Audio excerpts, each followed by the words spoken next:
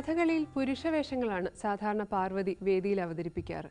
ദുര്യോധനും രൗദ്രഭീമനും ദക്ഷനും ശിവനും കാട്ടാളനുമൊക്കെ പാർവതിയുടെ കയ്യിൽ ഭദ്രം. കഥകളി എന്ന കലാരൂപത്തെ ഏറെ സ്നേഹിക്കുന്ന കലാകാരിയായ പാർവതി ഇന്ന് കഥകളിയുമായുള്ള തന്റെ ആത്മബന്ധത്തെക്കുറിച്ച് വനിതയോട് സംസാരിക്കുന്നു. തൃപ്പൂണിത്തുറയിലെ വനിതാ കഥകളി സംഘം ശരിക്കും ഇതാണല്ലോ ഒരു വീണ്ടും കഥകളിലോട്ട് വരാൻ ഒരു മോട്ടിവേഷൻ ആയതും സജീവമാവാൻ കഴിഞ്ഞു. ശരിക്കും ഇത് എത്രത്തോളം കരുത്ത് പകർന്നിട്ടുണ്ട്? ഈ ഒരു സ്ത്രീ സംഘം എത്രത്തോളം സപ്പോർട്ടീവായിട്ട് ഫീൽ ചെയ്തിട്ടുണ്ട്? വളരെയധികം, വളരെ എല്ലാ തരത്തിലും. ഇപ്പോൾ കഥകളി മാത്രമല്ല, ഞങ്ങളിപ്പോൾ ഒരു സ്ഥലത്തേക്ക് കളിക്ക് പോകണമെന്ന് വെച്ചാൽ ഞങ്ങൾ കളിസ്ഥലം പോലും അന്വേഷിക്കാറില്ല. ഞങ്ങൾ ആ വണ്ടിയിൽ കയറിയിരിക്കും. ഇവിടെ നിന്ന് അവിടം വരെയും ഞങ്ങൾ പല കാര്യങ്ങളാണ് നമ്മൾ സംസാരിക്കുന്നത്. അതുകൊണ്ട് കഥകളി എന്ന് മാത്രമല്ല, നമുക്ക് എന്തെങ്കിലും വേറെ ഏത് തരത്തിലും, ഇപ്പോൾ സ്കൂളിങ്ങിൻ്റെ പഠിത്തത്തിൻ്റെ കാര്യത്തിലാണെങ്കിലും എന്തായാലും നമ്മളെ സഹായിക്കാൻ എല്ലാവരും ഉണ്ട്. നമ്മളൊരു കുടുംബം എന്നുള്ള പോലെയാണ്. 1975 തൊട്ട് തുടങ്ങിയതാണ്. അപ്പോൾ അതുകൊണ്ട് വളരെയധികം ഇൻസ്പിറേഷൻ തന്നിട്ടുണ്ട് എന്ന് തന്നെ വേണമെങ്കിൽ പറയാം ട്രൂപ്പ്. ആ ഒരു നമുക്ക് തരുന്ന ആ ഒരു കോൺഫിഡൻസ് എല്ലാ കാര്യങ്ങളിലും അത് ഒരു പ്രത്യേകത തന്നെയാണ്. ഇപ്പം നിങ്ങളുടെ വനിതാ സംഘത്തിലെ വേഷങ്ങളൊക്കെ ആരാണ് തീരുമാനിക്കുക? നിങ്ങൾ ഓരോരുത്തരാണോ തീരുമാനിക്കുക? ഞങ്ങളുടെ വേഷങ്ങൾ തീരുമാനിക്കണ ഇപ്പോൾ ഞങ്ങളുടെ ട്രൂപ്പിലെ മാനേജർ ആദ്യം എൻ്റെ അച്ഛൻ വന്നിരുന്നു. അരവിന്ദാക്ഷ മേനോൻ എന്നാണ് പേര്. പിന്നെ എന്താണ് ഹരിതമ്പ്രാൻ, സതിമായും ഹരിമാവൻ എന്നാണ് ഞങ്ങൾ വിളിക്കാറ്. അവരാണ് വേഷം നിശ്ചയിക്കാറ്. അവർക്ക് ഏറെക്കുറെ അറിയാം. ഇപ്പോൾ കുറേ ആവുമല്ലോ നമ്മളുടെ ഒപ്പം കളിക്ക് വന്നിട്ട്. അപ്പോൾ പിന്നെ ഈ പറഞ്ഞ പോലെ ഞങ്ങൾക്ക് അങ്ങനത്തെ ഒരു നിർബന്ധമൊന്നുമില്ല, ഇന്ന വേഷേ കളിക്കുള്ളൂ എന്നൊന്നും ഞങ്ങൾ പറയാറില്ല. ചിലപ്പോൾ അവിടെ ചെല്ലുമ്പോൾ മാറ്റേണ്ടി വരാറുണ്ട്. ഒരാൾ ചിലപ്പോൾ വരാണ്ടി ആയാലോ അല്ലെങ്കിൽ വയ്യാണ്ടായാലോ ചിലപ്പോൾ 2 വേഷം കെട്ടേണ്ടി വരാറുണ്ട്. അപ്പോൾ അതൊന്നും ഞങ്ങളെ സംബന്ധിച്ചിടത്തോളം അതൊക്കെ വളരെ ഒരു എന്താ പോസിറ്റീവ് ഇതിൽ തന്നെ എടുക്കുന്ന ഒരു ഇതാണ് നമ്മൾ. പൊതുവെ സ്ത്രീകൾ കഥകളി രംഗത്തോട്ട് വരുന്നവർ വളരെ കുറവാണ്. അത് എന്തുകൊണ്ടാണെന്ന് എപ്പോഴെങ്കിലും ആലോചിച്ചിട്ടുണ്ടോ? എനിക്ക് തോന്നിയിരിക്കുന്നത് ഇതിപ്പോൾ ഒരു മെയിൽ ഡോമിനേറ്റഡ്, അതായത് ആണുങ്ങൾ ചെയ്തിരുന്ന ഒരു കലയാണ്. പിന്നെ എനിക്ക് തന്നെ അതിൻ്റെ ആ ഒരു കഥകളി എന്ന് പറഞ്ഞാൽ നല്ലോണം നമ്മൾ വേണമല്ലോ അതിനുള്ള എഫേർട്ടും ഇതും. അപ്പം അത് ചിലപ്പോൾ സ്ത്രീകൾക്ക് പറ്റില്ല എന്ന് തോന്നിയതുകൊണ്ടാവാം. പക്ഷേ ചവറപ്പാറക്കുട്ടി ചേച്ചി ഇവരൊക്കെ ഇപ്പോൾ പ്രൊഫഷണൽ ആണല്ലോ ഇതിൽ തന്നെ ഉള്ള ആൾക്കാർ. ഇപ്പം ഞങ്ങളൊക്കെ എന്ന് വെച്ചാൽ അങ്ങനെ പ്രൊഫഷണൽ എന്ന് പറയാൻ പറ്റില്ല. നമ്മൾ ജോലി കൂടെ കൊണ്ടുപോകണു, അങ്ങനെ ഒരു ഹോബി എന്ന നിലയ്ക്കാണ് നമ്മളിത് നോക്കിയിരിക്കുന്നത്. എനിക്ക് തന്നെ ഇത് തന്നെയായിരിക്കും ചിലപ്പോൾ അതിൻ്റെ ആ കളിക്കാനുള്ള ബുദ്ധിമുട്ടോ, പിന്നെ സ്ത്രീകളാവുമ്പോൾ കുടുംബം, അന്നത്തെ കാലത്തൊക്കെ ഇങ്ങനെ രാത്രി മുഴുവൻ പോയി നിൽക്കുക എന്ന് വെച്ചാൽ അറിയാലോ. അപ്പോൾ അതുകൊണ്ട് അതിൻ്റെ ബുദ്ധിമുട്ടായിരിക്കും എന്നാണ് ഞാൻ വിചാരിച്ചിരിക്കുന്നത് കേട്ടോ. ശരിക്കും ഇപ്പം ഒരുപാട് ചെറുപ്പം തൊട്ടേ കഥകളി പഠിക്കുന്നു, കാണുന്നു. അങ്ങനെ ഇപ്പോൾ ഒരു ഫേവറേറ്റ് കഥകളി ആർട്ടിസ്റ്റിനെ ചോദിച്ചാൽ ആരായിരിക്കും ഉള്ളത്? അങ്ങനെ ഒരാളുണ്ടോ? അങ്ങനെ ഫേവറേറ്റ് എന്ന് പറയാൻ എനിക്ക് ഇല്ല. ഞാൻ കണ്ടിരിക്കുന്നതും എന്താ പറയുക, ഏറെക്കുറെ ഞാൻ തൃപ്പൂണിത്തുറയിൽ പോയാൽ കാണാറ്. ഞാൻ എറണാകുളത്തായതുകൊണ്ട് കണ്ടിരിക്കുന്നത് എറണാകുളത്തും തൃപ്പൂണിത്തുറയൊക്കെ ആയിട്ട് കൃഷ്ണനാരാശാൻ്റെയാണ് കൂടുതൽ അന്നത്തെ കാലത്ത് കണ്ടിരിക്കുന്നത്. പിന്നെ അന്നെന്ന് പറഞ്ഞാൽ നമുക്ക് ഈ പറഞ്ഞ പോലെ തന്നെ ആ പ്രായത്തിൽ നമുക്ക് കണ്ടിരിക്കുമ്പോൾ തന്നെ നമ്മൾ അത്രയൊരു വളരെ സീരിയസ് ആയിട്ട് നമ്മളത് ഉൾക്കൊള്ളാൻ ശ്രമിച്ചിട്ടില്ല. എൻ്റെ കാര്യം പറയാൻ ഇപ്പോഴാണ് എനിക്ക് ശരിക്കും അതിനെക്കുറിച്ച് കൂടുതൽ പഠിക്കണമെന്നോ, അല്ലെങ്കിൽ ഇപ്പോൾ വേണമെങ്കിൽ ഗോപിയാശാൻ്റെ കളി കാണുമ്പോൾ നമുക്ക് ആ ഒരു എന്തെങ്കിലുമൊക്കെ എന്താ പറയുക അതൊന്ന് പഠിക്കണം എന്ന് അന്നത്തെ കാലത്ത് എല്ലാവരുടെയും കണ്ടിട്ടുണ്ട്. അങ്ങനെ ഒരു ഫേവററ്റ് എന്ന് പറയാൻ എനിക്കങ്ങനെ.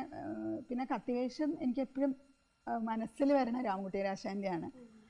പിന്നെ ഞാൻ കൂടുതൽ കൃഷ്ണനാരാശാൻ്റെ കണ്ടിരിക്കണമുണ്ട്. എനിക്ക് ചില വേഷങ്ങൾ പറയുമ്പോൾ കൃഷ്ണനാരാശാനെ ഞാൻ പെട്ടെന്ന് അങ്ങനെ കണക്ട് ചെയ്യാറുണ്ട്. അത്ര തന്നെയുള്ളൂ. അല്ലാണ്ട് ഫേവററ്റ് എന്ന് പറയാൻ എനിക്കങ്ങനെ ആരുമില്ല. ശരിക്കും സ്ത്രീകൾക്ക് പൊതുവേ കലാരംഗത്ത് സജീവമായിട്ട് നിൽക്കണമെങ്കിൽ, പ്രത്യേകിച്ച് വിവാഹത്തിന് ശേഷം, വിവാഹത്തിന് മുമ്പ് അച്ഛൻ എല്ലാ സപ്പോർട്ടും നൽകിയിരുന്നെന്ന് പറഞ്ഞു. അപ്പം വിവാഹത്തിന് ശേഷമുള്ള ഒരു സപ്പോർട്ട് എത്രത്തോളമുണ്ട്? വിവാഹത്തിന് ശേഷം പറയാണ്ട പറ്റില്ല. ഹസ്ബൻഡ് തന്നെ എന്താണെന്ന് വെച്ചാൽ ആ ഒരു സപ്പോർട്ട് ഇല്ലെങ്കിൽ ഞാൻ വിശ്വസിക്കുന്ന വേറെ ഒന്നും എന്ത് നമ്മൾ പറഞ്ഞാലും അത് നടക്കില്ല എന്നുള്ളത് തന്നെ വിശ്വസിക്കുന്ന ഒരാളാണ്. അപ്പോൾ എൻ്റെ ഹസ്ബൻഡിന് ഇതിനോട് താല്പര്യമുണ്ട്. കഥകളിയെ പറ്റി വലിയ അറിവൊന്നും ഇല്ല എന്ന് തന്നെ പറയും. ഉണ്ണികൃഷ്ണൻ എന്നാണ് പേര്. അപ്പോൾ വളരെയധികം താല്പര്യമുണ്ട്. ഇതിനോട് ഒരേ ഒരു ഇത് വെച്ചിരിക്കുന്നത് കുട്ടികളുടെ കാര്യം നോക്കിയിട്ട് എന്ത് വേണമെങ്കിലും ആയിക്കോളൂ എന്ന് എപ്പോഴും പറയാറുണ്ട്. എന്താണെന്ന് വെച്ചാൽ അതാണല്ലോ നമ്മളുടെ പ്രയോറിറ്റി. അപ്പം അത് കഴിഞ്ഞിട്ട് എന്ത് സപ്പോർട്ട് വേണമെങ്കിലും തരാൻ. പിന്നെ എൻ്റെ വീട്ടിൽ അമ്മയുണ്ട്, അതുകൊണ്ടാണ് എനിക്ക് പോകാൻ പറ്റണത് കളിക്കാൻ. അല്ലെങ്കിൽ കുട്ടികളെ എന്താ പറയുക, കുട്ടികൾ ഒറ്റയ്ക്കാവും, അങ്ങനത്തെ കുറേ പ്രശ്നങ്ങളുണ്ട്. പിന്നെ ഹസ്ബൻഡിൻ്റെ അമ്മ, ഇവരൊക്കെയാണ് ഏറ്റവും കൂടുതൽ സപ്പോർട്ട് തന്നെ വളരെ ഒരു ഇമ്പോർട്ടൻ്റ് ഇതാണ്. മക്കൾക്കൊക്കെ ഇഷ്ടമാണോ? മക്കൾക്ക് അവർ പറയണ അമ്മ കളിക്കണ കാണാൻ അവർക്ക് താല്പര്യമാണ്, പക്ഷെ മോൾക്ക് പാട്ടിനോടാണ്. പിന്നെ മോൻ ചെറുതാണ്, 2ാം ക്ലാസ്സിലേ ആയിട്ടുള്ളൂ. അപ്പോൾ അങ്ങനെ ചെണ്ടയോട് താല്പര്യം പറയുന്നുണ്ട്. നമുക്കറിയില്ലല്ലോ, അപ്പം നമ്മളെ കൊണ്ടാവുന്നത് പഠിപ്പിക്കുക എന്നുള്ളതേ ഉള്ളൂ. പക്ഷെ കഥകളി പഠിക്കാൻ 2 പേർക്കും താല്പര്യമില്ല, അതവർ പറഞ്ഞിട്ടുമുണ്ട്. ഉറപ്പിച്ച് പറഞ്ഞിട്ടുണ്ട്. ഇല്ല ഉറപ്പിച്ച് പറഞ്ഞിട്ടുണ്ട്. പക്ഷെ അമ്മ കളിക്കണ കാണാൻ അവർക്ക് താല്പര്യം ഉണ്ട് താനും. അത് മതി എന്നാണ് ഞാൻ വിചാരിക്കുന്നത്. ഇപ്പോൾ ഒരുപാട് വേദികളിൽ പെർഫോമൻസസ് നടത്തിയിട്ടുണ്ടല്ലോ, അപ്പോൾ ഏറ്റവും കൂടുതൽ അപ്രീസിയേഷൻ കിട്ടില്ല അല്ലെങ്കിൽ മനസ്സിൽ തങ്ങി നിൽക്കുന്നത് ഏത് പെർഫോമൻസ് ആണ്? എനിക്ക് ദുര്യോധനം കളിച്ചപ്പോൾ അപ്രീസിയേഷൻ കിട്ടിയിട്ടുണ്ട്. പിന്നെ ഞങ്ങളുടെ ട്രൂപ്പിലെ ഏറ്റവും സീനിയർ എന്ന് പറയാവുന്ന രാധിക വർമ്മ, രാധികേച്ചി ഉണ്ട്. അപ്പോൾ ഒരു ദിവസം 2 ദിവസം കൊണ്ട് രാധികേച്ചി കളിക്കേണ്ട ഒരു വേഷം ഞാൻ പഠിച്ച് കളിച്ചു. അപ്പോൾ അത് രാധികേച്ചി എന്ന് പറഞ്ഞു, ഏയ് മോശമായില്ല പാറു, നന്നായി എന്ന് പറഞ്ഞപ്പോൾ എനിക്കത് വളരെയധികം സന്തോഷമായി. എന്ന് വെച്ചാൽ അത് വളരെ 2 ദിവസം കൊണ്ടൊന്നും പഠിക്കാൻ പറ്റാത്തൊരു വേഷമായിരുന്നു. അപ്പോൾ അത് കളിച്ചപ്പോൾ രാധികേച്ചി അങ്ങനെ പറഞ്ഞപ്പോൾ എനിക്ക് വളരെയധികം സന്തോഷമായി. പിന്നെ ദുര്യോധനൻ കളിച്ചപ്പോൾ കിട്ടിയിട്ടുണ്ട് അപ്രീസിയേഷൻ. പിന്നെ വീരഭദ്രൻ, ഈ വേഷങ്ങൾ കളിക്കുമ്പോൾ കിട്ടാറുണ്ട്. അതുപോലെ തന്നെ ക്രിറ്റിസിസംസും വരാറുണ്ട്. ഏറ്റവും കൂടുതൽ ആരാ ക്രിട്ടിസൈസ് ചെയ്യാറുള്ളത്?